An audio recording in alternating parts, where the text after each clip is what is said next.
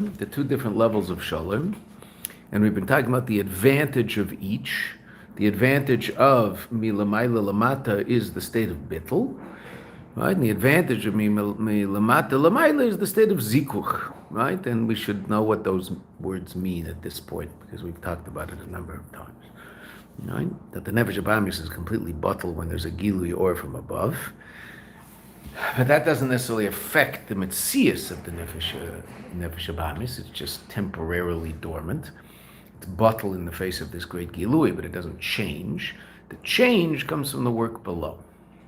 V'zeu, and now the Rebbe is going to get to, we said there were three psukim that we were learning. Poda besholom, which is our pasuk. V'shavti besholom, which is Yaakov Avinu you're asking HaKadosh Baruch Hu that he should return to Eretz Yisrael besholom. Parshas V'yetzed, last week's parsha. I mean, not last week. Last week, right? The last week's parsha, and the third pasuk is Chol Banayach, which we'll also get to. Right? V'zeu v'shavti b'sholom. This is v'shavti b'sholom. So we said there's a difference between Poda b'sholom and v'shavti b'sholom. Poda b'sholom is talking about the specific pedia of the nefesh elokis from the nefesh habahamis. So it's talking about what's happening in me, in a particular person. V'shavti b'sholom is talking about the bearer of the world at large. Yaakov is going to Lavan, and he's going to elevate the sparks of reality that exist by Lavan and take them back to Eretz Yisrael. So they're talking about bearer or Elam in general. Right? Chol B'nayach, we'll see what that's about. That's all about Torah, learning Torah. Right? But the three psukim that had the Indian of Sholem. Bezeu, and this is pshat, v'shavti b'sholem, v'chein pada b'sholem. Sholem milamayla lamata, sholem from above below, v'sholem milamata lamayla, and sholem from below above. Shabir, or the nefesh habahamis, that the rectification of the nefesh habahamis, pada b'sholem nafshi. V'chein, that's the pasuk pada b'sholem. It's talking about nafshi. And also the rectification of the sparks of holiness that are hidden in the world, and that's the pasuk v'shavti b'shalom el beis avi. Tzarich liyos, both of those avedos. The person's aveda with himself, the person's aveda with the world at large. Tzarich liyos b'shnei ofonim. Has to be in two different ways. B'derech milamayla lamata, u'b'derech milamata lamayla. From above below, and from below above. And we've seen that there's an advantage to both. That's what the Rabbi taught us up until this point. Right? Sha'al yedei zeh, by virtue of this two-barreled avodah, meaning a person has to work with the nefesh habahamis directly and educate the nefesh habahamis to appreciate elokus. That's from below above.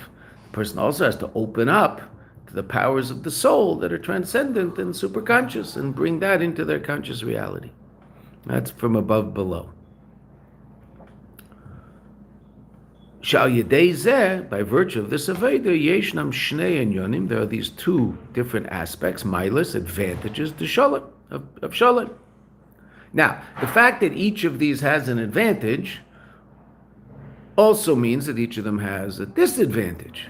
Whatever advantage the other aspect of shalom has, so then, the first aspect of shalom from below above has an advantage, but it lacks the advantage of the avodah milamayla lamata, from above below. So there's a certain disadvantage in that. Right? So even though obviously we'll look at it from the positive point of view that they each have their advantage, but that also means they each have a disadvantage by definition. I'm lacking something. If my avodah is only from below above, then I'm lacking something that would come from avodah from above below. If my avodah is only from above below, then I'm lacking something that would come from the avodah from below above. Oh, okay. But up until now, we've said that there's a certain shleimus in both. I need both levels of avodah. Now, at the end of the shir yesterday, we talked about this, and now the Rabbi is going to start. Ulo hoisif, to add. Now this loisif, it's interesting, it's in the middle of a paragraph. But it's going to be a whole new hesber to everything. If it were a new paragraph, you'd feel better. So, we're starting, something new. Not, it is new, but it's just in the middle of the paragraph. And this is really the beginning of the whole rest of the Maimon. Lahoisif. Not only do they each have their advantage, and again, we talked about this yesterday, so let's see what the Rabbi says. Shashleimus de sholem, the ultimate wholeness of this notion of sholem. Shalom gam miloshin shleimus, and the word shalom also, of course, is the same as the word shleimus, completeness, wholeness, perfect. Who? Keshaha shalom, that the level of shalom, shebachol echad deshnei efanim, in each of the two different ways in which shalom can express itself, from above, below, or from below, above, kailel will include shtei amailis, the two advantages, the advantage of each. In other words, we just said, and this is reasonable, that by definition, the level from below above has a certain disadvantage. What's that disadvantage? What's it lacking? What's the advantage of the revelation from above below? One word answer. We just said it at the beginning of Shir. What's the advantage of the revelation from above below? And if we don't understand this, then we haven't understood what we're talking about. That means we're not doing review in the Maimer. Bitl, beautiful. Bitl. That's the advantage of the revelation of above below. You saved me, Isaac. I appreciate that. Bitl. That's what we said. We've said it countless times. Bitl. Right? When there's a revelation of the above, the below is batel. So that's also true. When there's a revelation from above, when there's a gilui or, so the nefesh habahamis is batel. But it doesn't change. Right? Because it's not mitzad, it's mitzias. It just goes out of mitzias. Now that might be temporary, generally is, beseder, temporary. It's a dormant, it's in a state of bittul. Okay. That doesn't mean it's changed. When it comes back to itself, it's the same nefesh habahamis. So the mashal we've been talking about is inspiration. When a person experiences inspiration, certain negative character traits will disappear temporarily, but they haven't disappeared. When the inspiration leaves, the person's exactly the same as they were before, sometimes even worse. Right? Well, because sometimes, just mitzad the way the nefesh habahamis works, is that there'll be a greater koyach of the nefesh habahamis to overcome the effects of the inspiration. Right? People, Motzei Shabbos, people have nefila after Shabbos. Right? It's a very dangerous time, Motzei Shabbos. You don't believe me? Just walk 2 blocks away and see what goes on. Right? Not like you have to go very far. Right? Most people experience a certain nefila. That's why we do all sorts of things to overcome that nefila, malava malka, etc., etc.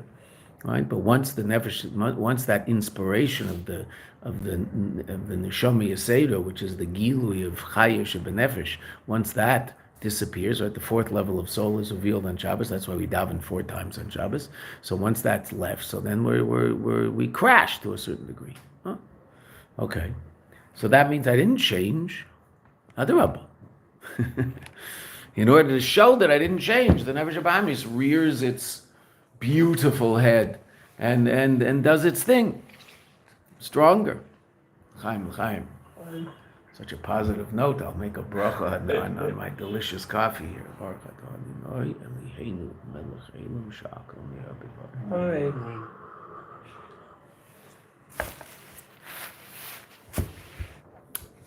I don't know what the best part of the coffee is, the vodka I put in it or just the coffee. I'm not sure. What do you think, Doc? I'm not sure. There's no vodka in it. I'm on antibiotics, so I'm not allowed to have the vodka in it. So. Italian antibiotics. They look good. They don't work, but they look good. So we said each level has its advantage, but that means it has its disadvantage. Now the Rebbe is going to explain how the shleimus of shalom is that each level contains within it both. Meaning, in the gilui or milamaila, not only will there be bittul, but there'll be shinui, there'll be change, there'll be zikuch, purification. And in the avodah from below, not only will there be zikuch, will there be change of the nefesh habahamis, because I'm encountering the nefesh habahamis directly and changing it and educating it and elevating it. There will also be an expression of bittul. Well, let's see how that works. Now, the fullest explanation of that, and we said this yesterday, the fullest explanation of that is going to come in Ois Tess, right? But the Rebbe will start here.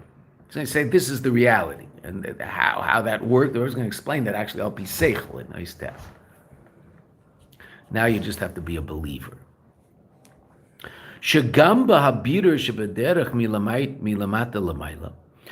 in the biur from below above, the advantage being, of course, the iskafia, the change of the nefesh habahamis. Yesh me'ein enya d'ishafcha. There'll be a reality of ishafcha. Mamish transforming the nefesh habahamis such that it's in a state of bittul.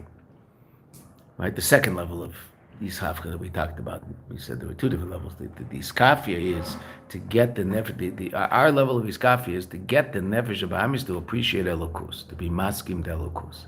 That was iskafia, not simply that it doesn't fight back. Right? We said there were two earlier in the mimer. It's an important point. Earlier in the mimer, we said there were two different levels of iskafia and ishafcha. Right? Simple pshat in iskafia is that it does not include ha-mayach sholet al alev, that the mind controls the heart. Why? Because there's no change in the heart. It's exactly the point. I don't want to do this, but I do it anyway. I'm not connected to it. I don't feel connected to it, but I do it anyway. Why? Because it's the right thing to do. That's iskafia. Or I do want this aveda. I'm not going to do it, but I'm connected to it. I have what's emotion? Emotion is a connection to something. I feel connected to it. Not connected ad k'dei kach that it completely blinds me, so I end up doing something that's contrary to what I think objectively is proper and true. Okay, but that doesn't mean I don't have a connection to it. Right. Okay, I do have a connection to it. But iskafia, I don't do it. Yay me. That's good. Okay, but that is not a mayach sholet al alev.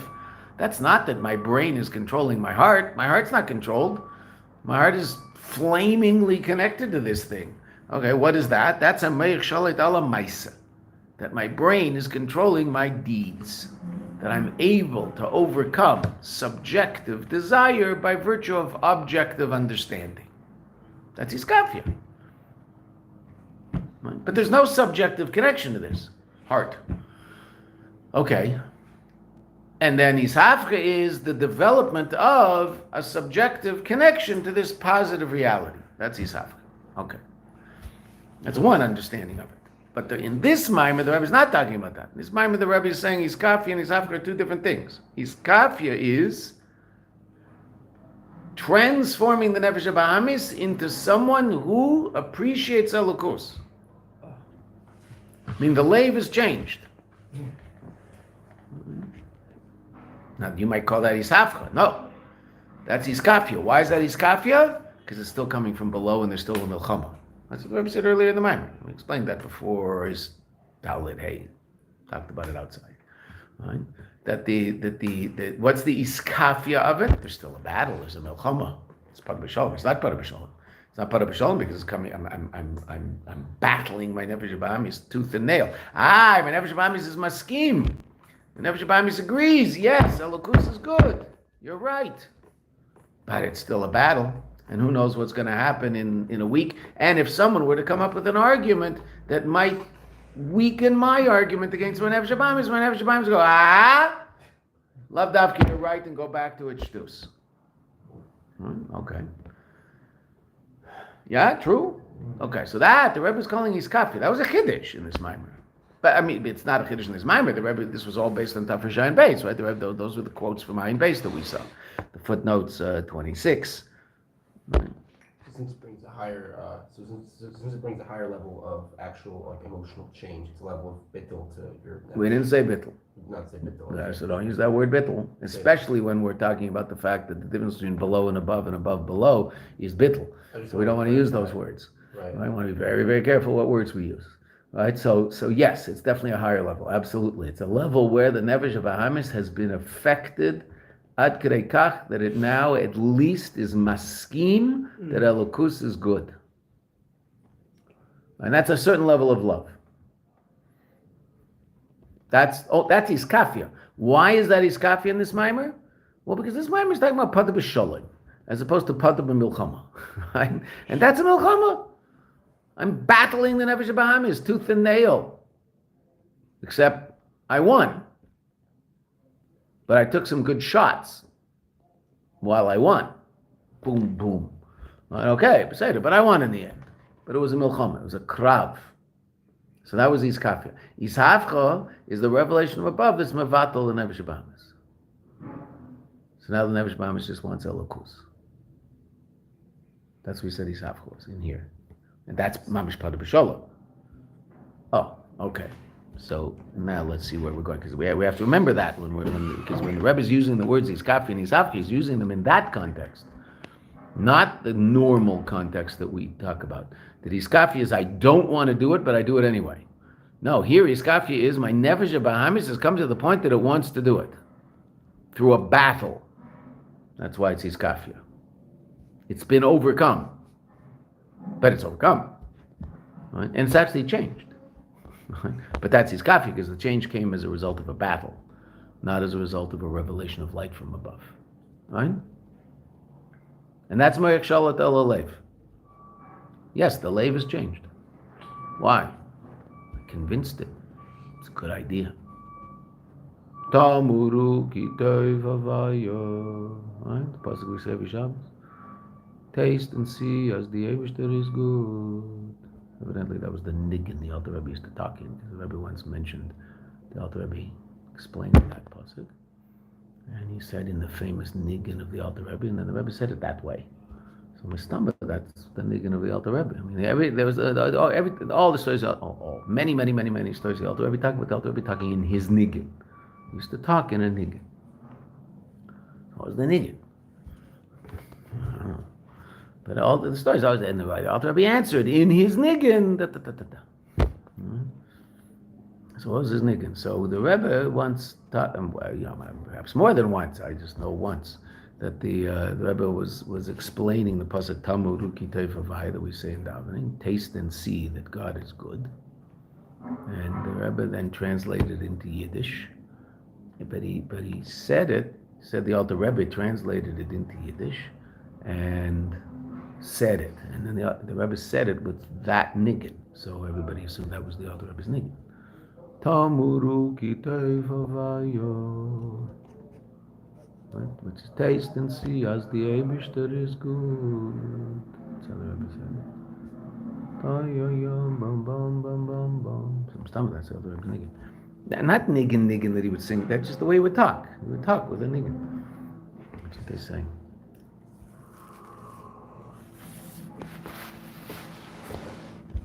If we work hard to bring Mashiach, we'll be able to see the Alter Rebbe. We can meet him, and then we'll hear the niggin. He'll give a Tanya shir every day.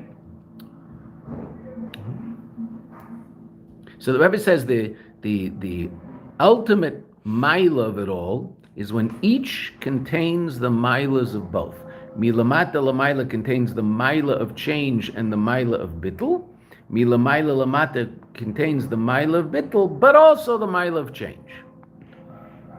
Ushagam bebiru b'derech milamaila lamata yesh me'ena maila shehabiru hu mitzad inyanei hatachtain.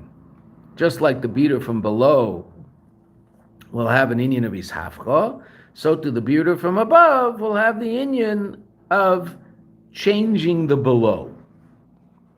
V'zeu Poda besholom nafshi mikravli, and this is pshat Poda besholom nafshi mikravli, from the battle. Shagama inyan de Poda besholom, also the inyan of Poda besholom, which is generally milamayla lamata, right? Because it's besholom, it's not a battle.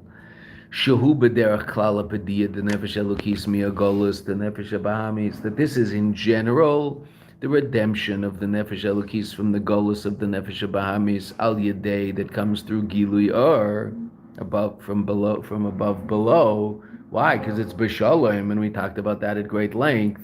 The padiyah that comes through the levels of nefesh, ruach, neshama, naran, that's going to be milchama. The padiyah that comes through the levels of chaya and yechida, that's going to be besholom. We said this numerous times in the beginning of the Maimer. So that which comes from above is going to be the sholem. Right? Shagami the Poda besholom shu b'derech klal hapadiyah the nefesh elokis mi'agolus the nefesh habahamis de gilui or boy hamayla. It'll also have the maila de mikravli of the notion of the battle, krav miloshin kiruv, It'll be close. And what does that mean? A beer nefesh b'amis atzmi, the beer of the nefesh b'amis itself, not the bittul of the nefesh b'amis, the beer of the nefesh b'amis.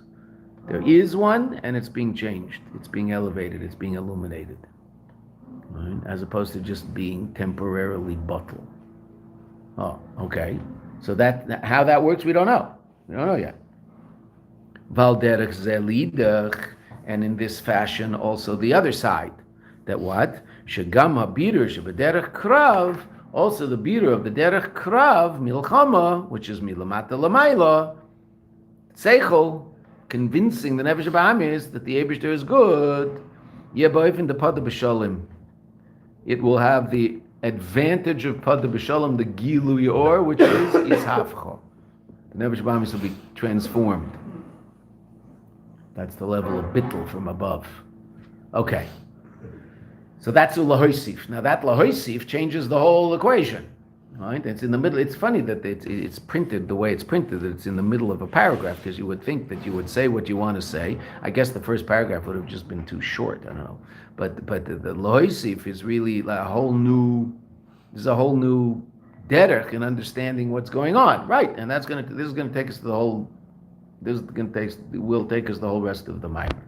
This understanding to explain all this. Umamshich hakosuf, and the pasuk continues after the pasuk says Poda besholom nafshi mikravli, which we now know really contains these two levels. Poda besholom is the gilui milamay lamata. Mikravli is the Yoveda from below above. And the two of them are combined together. Both levels have their advantage, and each are combined together in this pasuk. Poda besholom nafshi mikravli. They're both there. Why are they both there? Kibarabim hayu imadi. Right, at the end of the pasuk. And what was kibarabim hayu imadi? What did that mean? What did we learn in this mimer? What did that mean? The revelation of what? What's rabim? Don't say in English what it is. What was rabim in this mimer? People aren't doing review. Gilu Yechida, revelation of Yechida.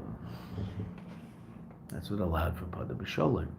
So now, up until now, we said Poda besholom was a Gilu of Yechida because it was a revelation of this incredibly powerful light where there is no nefesh b'amis. Nefesh b'amis is completely bottled and brutal, and so it was all besholom. But what about the krav? How was there a krav then? How was there a battle? So then there was the chiddush in Ois Gimel, where the Rabbi said that even someone who's just on a regular level and isn't bringing about a gilu of yechida b'shubah nefesh like big tzaddikim, even that person can reach a state of Poda besholom by thinking about the fact that they have a nefesh elokis, and that nefesh elokis has yechida shubah nefesh, and they're essentially connected to the Eibishter, and acting in accordance, making proper decisions to act in accordance with that aspect of themselves. That was the big chiddush in Ois Gimel, huge chiddush. Right? Okay, amazing. So that was how, up until this point, we somehow made peace between Poda besholom and kravli. If I'm Poda besholom, ki barabim hayu imadi, because there's a revelation of etzem and neshama, the essence of the soul, so then what's the krav? Why is there a battle?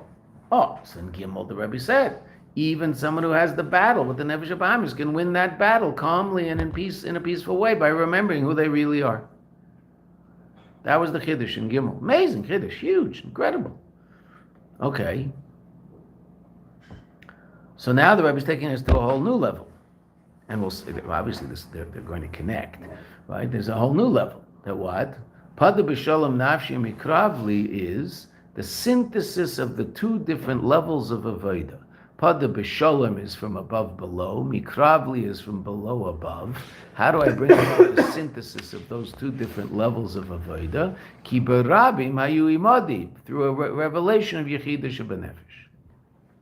Because that's what Rabbi hayu imadi was, and I have to remember that. And the only way I remember it is by doing chazara. Right? Seeing something once. The best it can do is a little inspiration. And then it disappears. Right? Inspiration is nice, but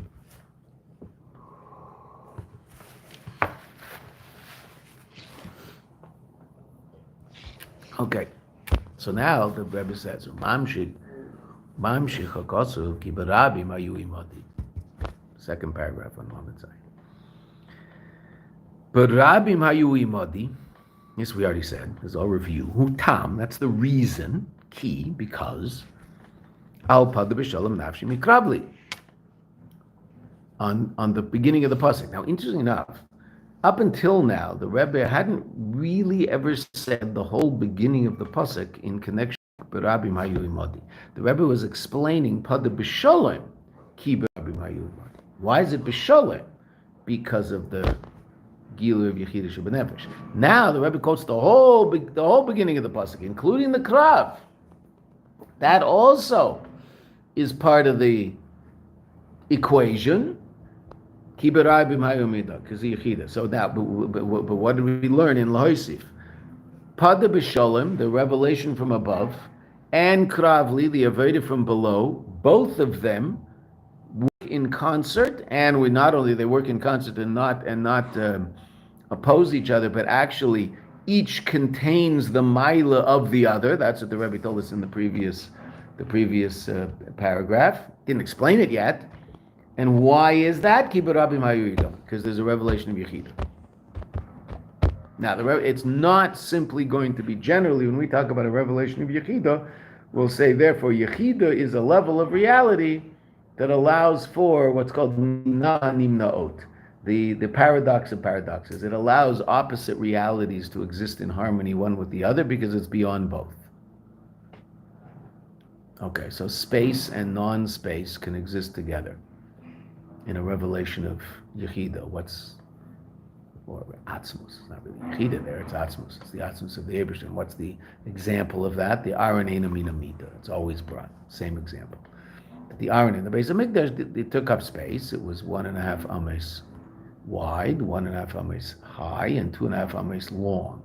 But when you put it in the room, it didn't take up space. Meaning if you measured from the walls to the middle of the room, and the walls to the Aron was the same distance. It wasn't the same distance. It can't be the same distance. It had to be an 1.5 less. It just couldn't be the same. It wasn't the same. In the Mishkan, it was 10. So this would be 5 each, and this would be 5 each. But it's sitting there. If you walked into it to get a bruise, don't walk in there because you can't go in there. You get more than a bruise if you go in there. But if you walked into it, you would get a bruise. It takes up space. No, it doesn't take up space. Well, of course it takes up space, because if it doesn't have exactly those measurements, 1.5, 1.5, 2.5, it will take up space. Because if it's not really the iron, it's going to take up space in there. But since it's exactly 1.5, 1.5, 2.5, and all the specifications it has to be, so then you put it there, it doesn't take up space. So how can it be in space and not take up space? Atzmus. It's beyond space and beyond space. Right? Okay, fine. So that's what we usually say. That's called nimna nimnaot, the paradox of paradoxes. It can be there and it's not there. All right? Okay. So that's usually how we explain things like that. The Rebbe is going to explain it in a different way here, even more al pi seichel. Because that obviously is just not al pi seichel. That's exactly the idea. Nimna nimna, it's just a paradox, but I don't understand it, but that's the way it works. Okay. So now there's Poda besholom and there's a krav, and they both work in concert. They both contain within them the mailas of the other. The maila of Poda besholom is the bittul. The maila of the krav is the zikuch, the change of the nefesh habahamis. But even the revelation from above will bring about change, and even the avodah from below will bring about bittul. Yeah? Mm-hmm. Okay. Why? Ki barabim hayu imadi. Because there's a Gilu Yechidah. Okay, that's the equation. We got the equation? Before we try to understand the equation? If we don't get it, then we... Yeah? Okay.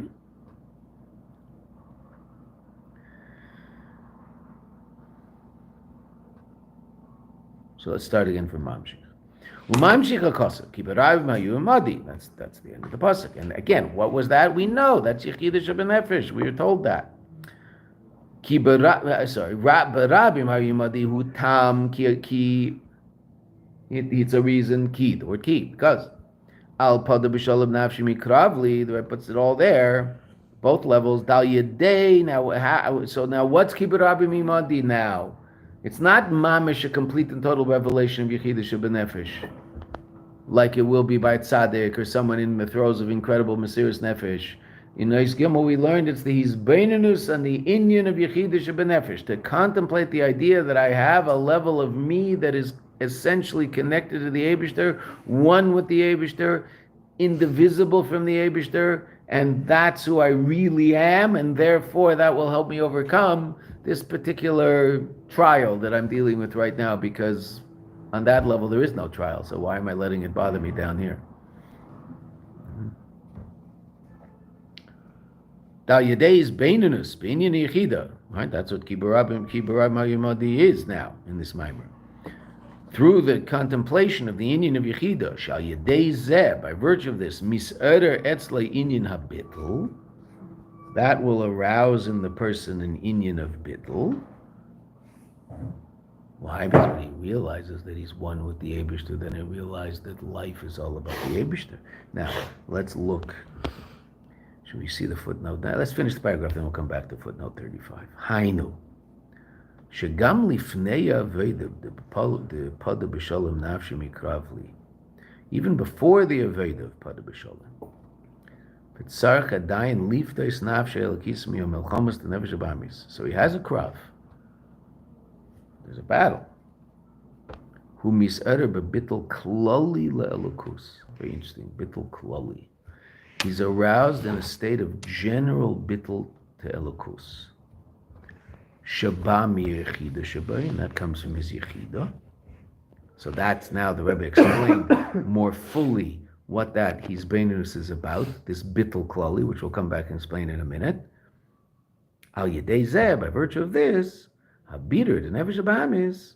So now his rectification of the nefesh habahamis, hu ba'ifin, will be in such a way, the Poda besholom nafshi mikravli, that even though there's a krav, there'll be a Poda besholom, but more than that, shebakol echad the shnei oifani abirur. In the Poda besholom, there'll be krav, meaning, let's put it slightly differently.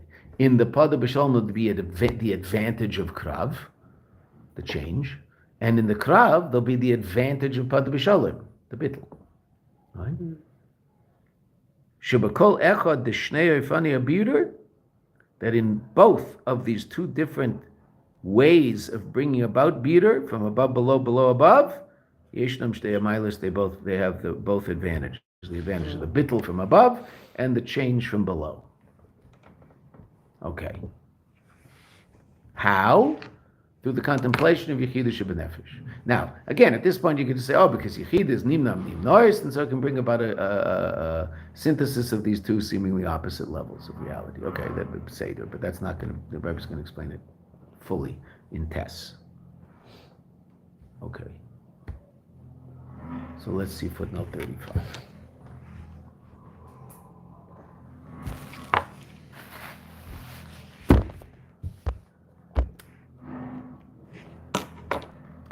Now, remember we said that the Rebbe said 3 Maimarim on this Shabbos. The first Maimar was based on the Mittler Rebbe's Maimar Ater Echad, and the Rebbe talks, but the name of the Maimar is V'haya Zarecha. The Zaracha, the Rebbe is talking about Ufaratsta, Parshas Vayetze. Right? So that's the name of the Maimar. So that's what the Rebbe is hearkening back to in this footnote. V'zeu ma shekosav Parshaseinu Chaf Ches Yudalid V'haya Zaracha ka'afar ha'aretz Ufaratsta. Ki, what? Ufaratsta, which used to be the first thing people would think about when they thought about Lubavitch. Right, in the old days, right, he said Lubavitch, I mean, they would break into song as soon as they noticed. I mean, it's still out there, but it's interesting that there's all sorts of other things that come up also now, whatever they may be, right?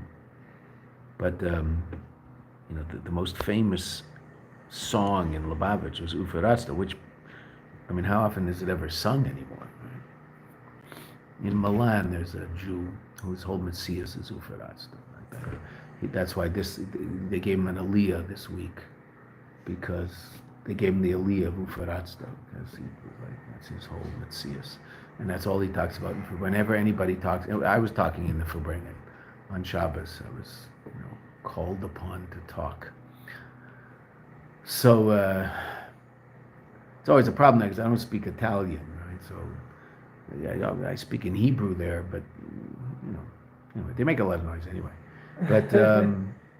But so I was talking about whatever I was talking about, and we're 5 minutes in, so he interrupts. I call you Faratzta, and then everything falls apart.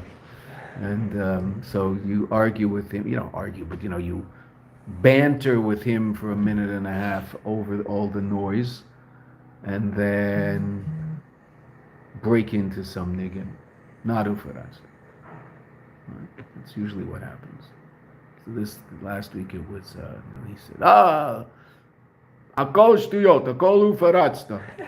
Everything's Ufarazda. So I upset. I was talking about the Mittler Rabbi and learning Chassidus. I said, well, yeah, but what are you Ufaratzting? What is Ufaratzda? What are you talking? It's Chassidus, right? So, there's no need to go into any discussion. It's not going to help. But fine. So finally, when he told me that all these rabbis, they talk about all the wrong things, and they have to talk about Ufaratzda, so then we started singing. And everybody got excited, and they stopped talking. They sang a little. And then I got to sit down, and I didn't have to talk anymore, which was cool. Which was good. It was good. Right. At one point, I told them, I don't care that you guys are making all this noise while I'm talking, because I came to talk to the girls here and Sam, and they're listening. So you guys want to make noise? I don't care. I didn't come here to talk to you. I know them all by now, but they're, a bunch of men talking in for bringing. Zaracha kafaratzta ufaratzta. Ki ufaratzta. What's ufaratzta? Hu inin gilu yechido. Ufaratzta is to go beyond all boundaries, beyond all limitations. It's gilu yechido. Now, interesting enough, what does it say? Vayaz zaracha ka'afara aretz. Your seed will be like the dust of the ground. Very often, what are the seed of the Avos compared to?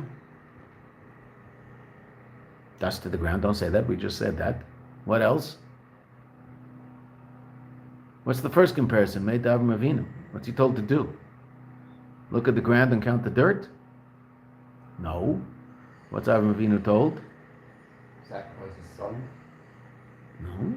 There's only one of those. Look at the sky and count the stars. All right? And your seed will be like the stars in the sky. All right? Here we're interested in saying something completely different. Your seed will be like the dirt on the ground that everybody treads on. Right? Well, that's interesting. That's why that's so uplifting. So what's that all about? Right? Ufaratzto inyan gilu yechido. V'lochein, since there's a gilu yechido, v'lochein v'hayazaracha ka'afar haaretz. Therefore, you're like the afar haaretz. What is unique about the afar haaretz? Yes, of course, it's tread on. But what's unique about the afar haaretz? The afar mara al tachlis abitl.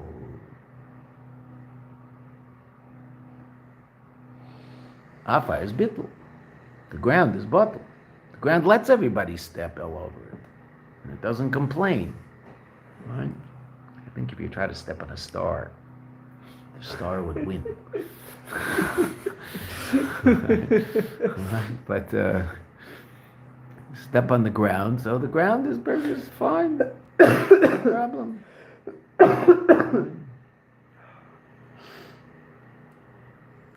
Afar relates to bittul, obviously, right? I mean, that's like the dust of the earth, the bottle. Oh, so then what's the panemius of the pasuk? Through ufaratzta, through the gilu yechido, you reach a state of incredible bittul. So that's what he wants to tell us.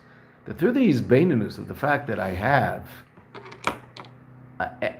this level of my neshama called yechidish b'nefesh, which is essentially connected to the Eibishter. What's the healthy response to that?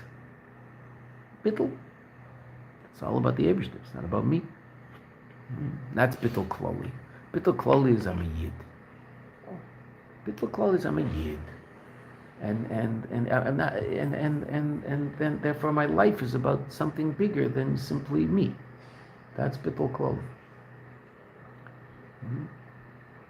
Am I in a state of bittul like some big tzaddik? No. But if you'd ask the person, what's your life about? They say, well, if they were in a state of clarity, right, and we ask them what's their agenda in life, so hopefully, because they've thought a little bit about reality, they wouldn't talk about their own goals in life, right? They would talk about the fact that hopefully they'll be able to bring about what the Eibishter wants in Eilam Hazeh, and clearly, how does that expressed? And the Rabbi gives us the most clear and simple expression of that. They bring Mashiach. What's his life about? I mean, trying to bring Mashiach. Right? Trying to become big, trying to become famous, trying to become learned, trying to become holy. Fair. It's all nice and good, but that's all you. Right?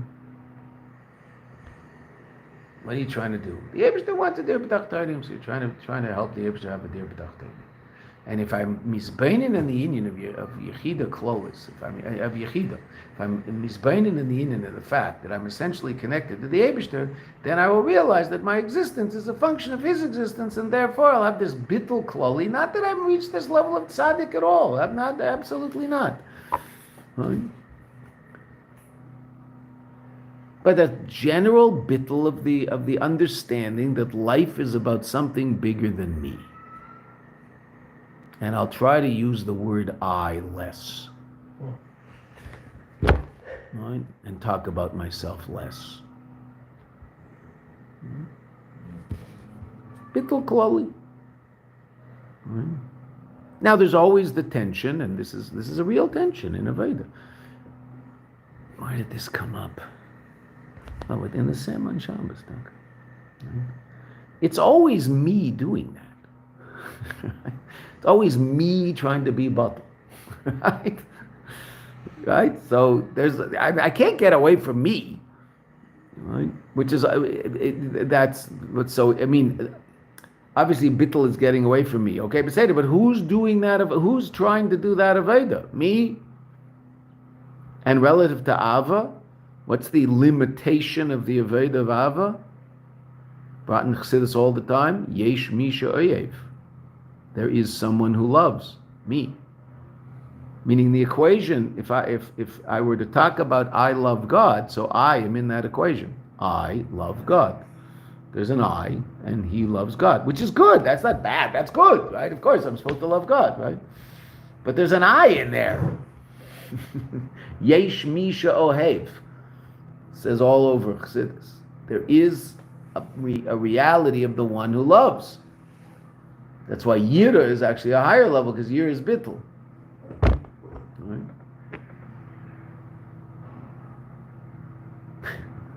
Famous story of the Chassid, right? Came from a Farbrengen, and he was stopped by some Russian.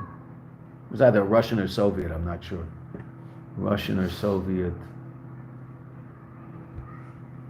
You know, heathen, savage, right?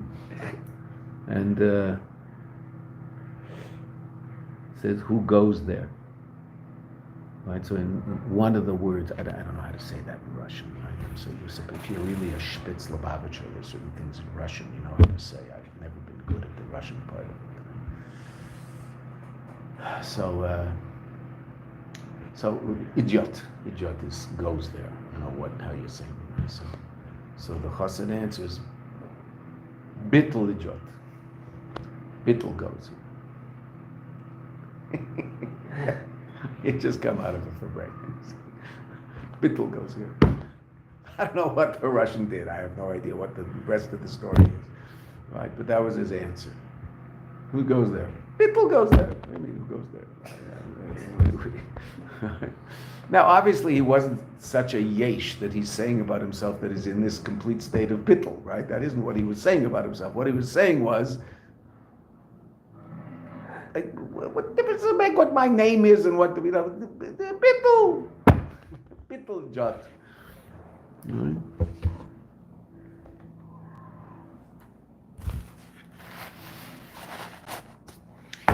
Bittul kloli. It's So bittul klali is not necessarily that I'm going to be in such a state of bittul that I don't have a name.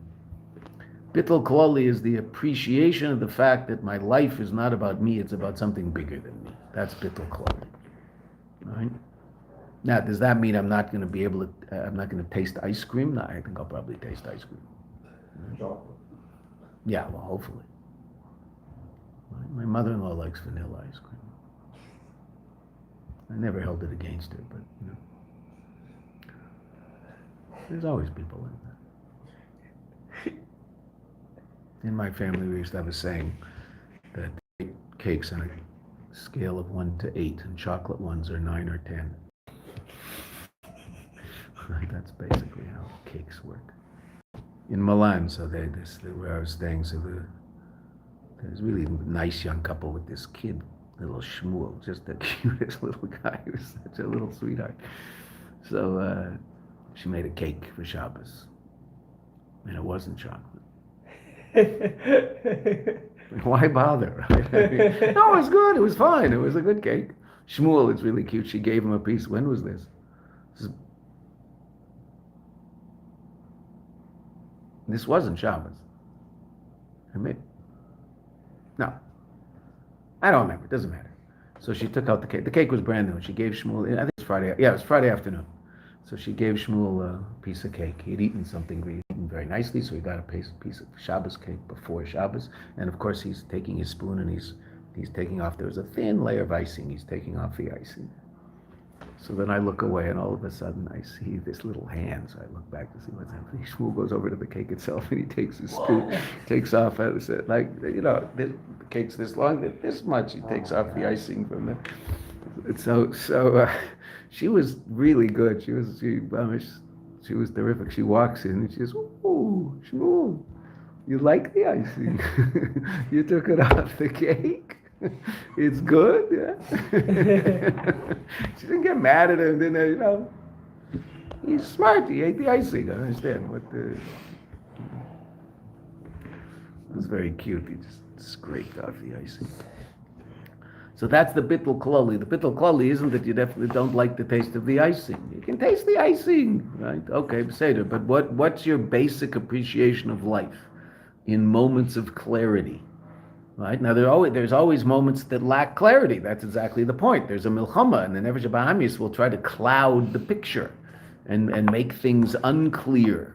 And of course, what am I seeing instead of the clarity? What am I seeing? Myself. Right? We'll see. The Rebbe is going to tell a very famous story later on. Right? This with the Tzemach Tzedek of a Chassid. But so I'll see myself. So I'll blur the picture with myself. I'll get in the way. Right? Once the Rebbe in Farbrengen, of course, the Rebbe did wear glasses to read. Right? We know Tisha B'Av, the Rebbe would sit with glasses and read Kinais, big black glasses. But we rarely ever saw it. At the oil, the Rebbe would always have glasses on him. I never saw the Rebbe at the oil. We saw videos of him. We saw the Rebbe at the oil. But so the Rebbe once in Farbrengen and said, and the Rebbe did this. He said, "This much of me can blot out the whole world.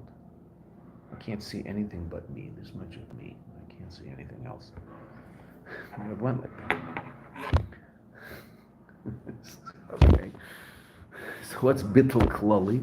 Bittul klali is in that battle where I might be thinking that life has something to do with me. I'm misbeinin on the fact that I have yechidah shebenefesh and come to the conclusion that whoa. Life is about something bigger than me. Yes, of course, it's me doing it, and I'm the one who has to do it, and I'm the one who has to figure out how to make a living, and I'm the one who has to figure out how to daven, and I'm the one who has to figure out how to learn Torah, and I'm the one, okay, I have to do all that. But it's not about me. It's about me being better at learning Torah. Of course I have to get better at learning Torah, but that's not what it's about. It's not about me being better at learning Torah. It's about the Eibishter getting more from me that the Eibishter wants. What does he want? He wants me to know how to learn Torah. Beseder, okay. Figure out how to learn Torah. And the Rebbe is going to talk about that specifically later in the Maimon, because that's a place of tremendous yeshus. Unbelievable yeshus. Okay, let's stop there. We finished Vav. We'll pick up Zion tomorrow morning. Rabbi, I hate to make a comparison from this, 'cause like the sublime to He's not going to talk